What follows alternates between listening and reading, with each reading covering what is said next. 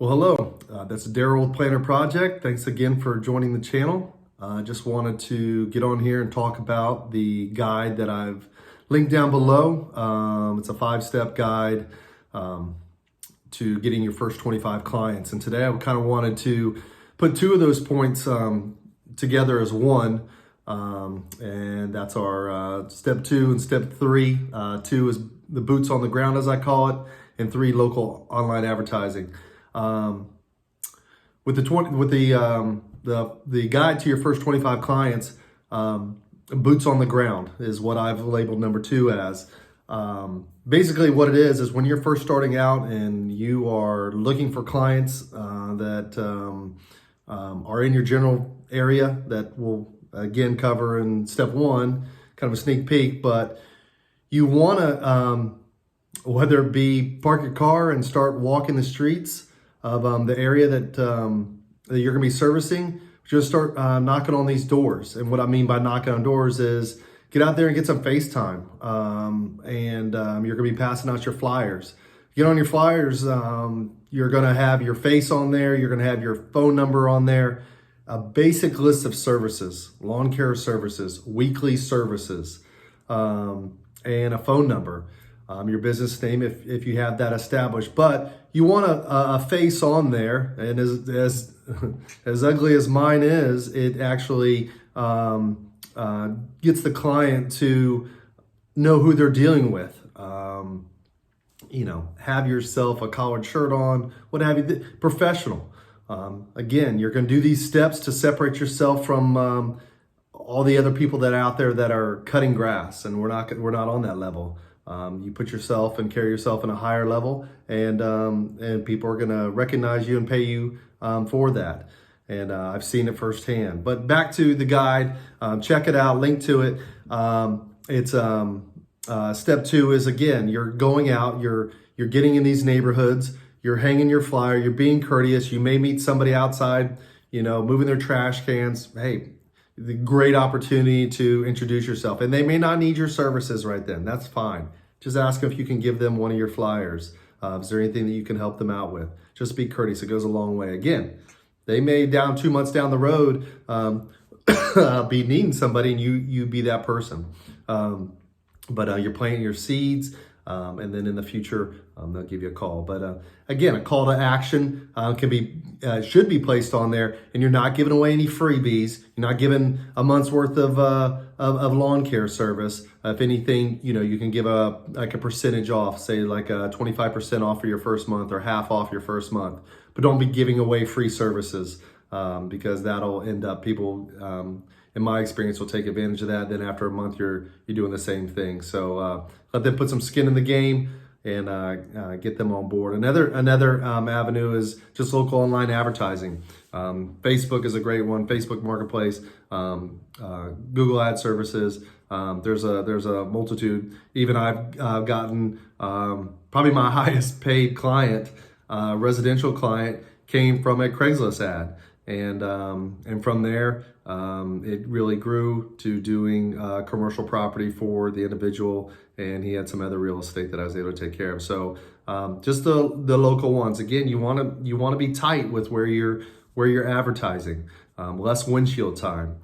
You want to have the properties very close. That's where you're gonna your profit margins are gonna soar when you get out there and are hitting street after street after street that are just right next door to one another. What else can I elaborate on? Again, you're not giving away any freebies. People, they're kicking tires. You want to get out there and provide a service that people will pay for. So list it in what you do. We cut, or I cut. I edge. I weed eat. You may pull weeds, you may rake, whatever. Again, raking and pulling weeds, that's an additional service, but your weekly staple that you're going to offer. Cut, edge, weed eat, and blow. That's my staples. Anything after that's additional service, which if you want to know what an additional service is, anything that requires additional time. If you're going to be out there raking leaves, if you're going to be out there hand pruning some of their plants, adding mulch, squaring away some curbing, whatever it is. It's additional time, additional services equates to additional money. So, and it comes down to time. Anytime I'm away from my family, someone's gonna have to pay me for that, because that money is going to end up on the table, or at the grocery store, or entertainment, or whatever. So if you're trying to figure out the staples, you're going to show up. You're going to show up on a consistent basis. You're gonna cut the grass. You're going to edge. You're going to weed eat, and you're going to blow, and you're going to clean up after yourself. It's going to obviously, on a professional stance, you're going to make yourself look as the property way better shape than when you first showed up. But consistency, you can't put a price on it. And then with the consistency comes the trust, and you start to work that angle. So again, in your first 2 months, they may not need additional services. And then again, they may, hopefully when you're looking at the property to do an estimate, you're not only looking at the ground, but you're looking up to see, come season, what's falling from above. Is it the trees that are on the property? Is it something blowing in from the street? Is it from a neighbor's property that you're going to have to take care of? Again, point those things out. Try to be proactive, and when you show up on the property, it shows a level of expertise of the homeowner. Hey, they may not even thought about that. Hey, it's going to be additional time. If they don't want to pay you for that, I don't think it's best that you take on that as a client. And again, you're going to have that talk.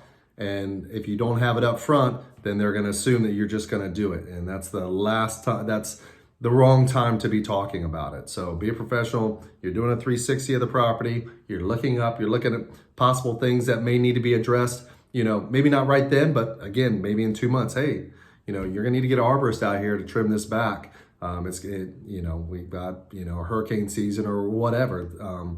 The tree limbs may end up on the wall or the fence or what have you. So just try to be proactive as much as possible. You're just new starting this, so you can't know everything, and don't expect to know everything. I certainly didn't know anything, and I wouldn't say I got burned, but I learned a lot.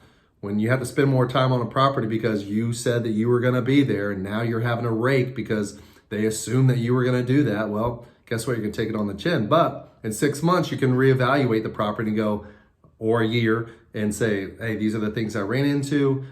It did take me additional time. I hope you understand. I'm going to have to charge you, said money to spend an extra half hour out here, an extra hour. And then also, where are you going to put this debris?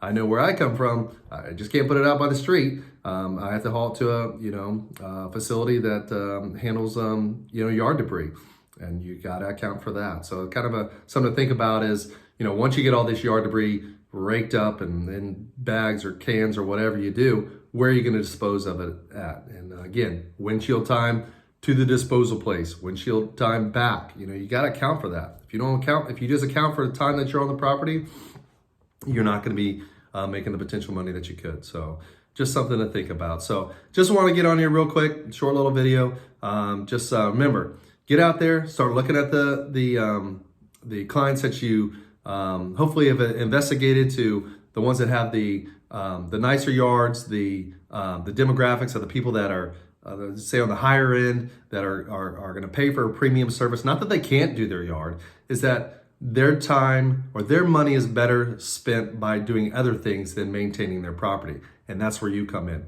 Don't look at yourself any less. You just look at, okay, I'm the professional. I've got the equipment. I can knock this out quicker, and I know what I'm doing because I've been doing it. Or again, there's no problem telling the client, listen, you're my first client. I just started this business. You'd be surprised of the times that I just told people my story and they like this person. They didn't really understand the lawn care. They didn't want to deal with it. They were willing to give me an opportunity. And that goes a long way. At least it does in my book. It's another check in your character of just being upfront with people, being honest, and just, it goes both ways. You're not always gonna get along with your client. Things may go awry, whatever. Just be professional and don't take it personal. But just be upfront with them. Just tell them, hey, I'm just starting this business.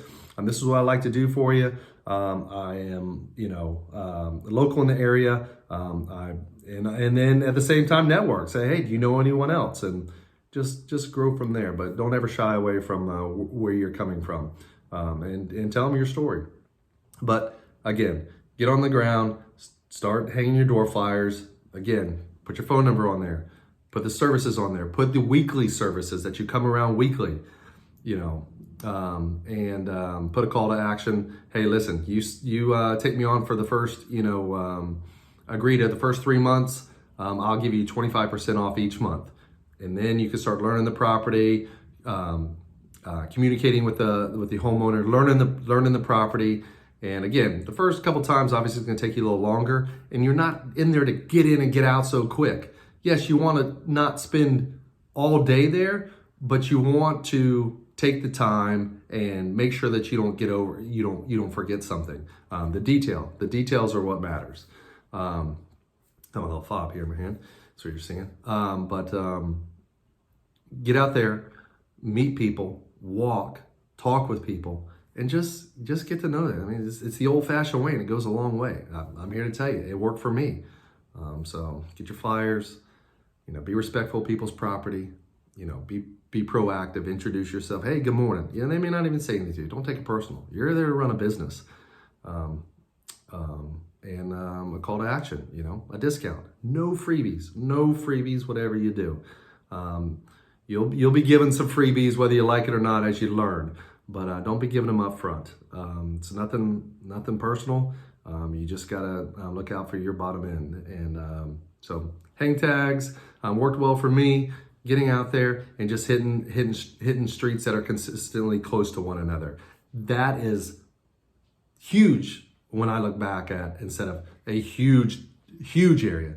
Make it tight. The tighter it is, you almost want to be with your mower going from yard to yard to yard to yard. You don't want to be going loading up or dropping gate, loading up, and then driving, 4 miles to another piece of property. I want block to block to house. I want them tight, so, and there's 1,000 ways to skin a cat, and you're going to hear all different types of people saying how to do it. Now, I'm not saying they're wrong. I know it worked for me, and that's what I come on this channel to talk to you about. So if you want my guide, link down below. It's just 5 little steps that I took to get my business going and getting my clients, and it seemed to work. So if it could be beneficial to you, I highly recommend you download it. If you have any comments, anything you'd like for me to talk about, please leave them in the comments.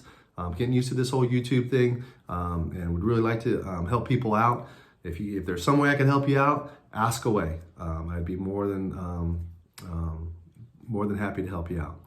Again, thanks for joining me. It means a lot. Again, my name's Darryl, Planner Project, and thanks again for joining.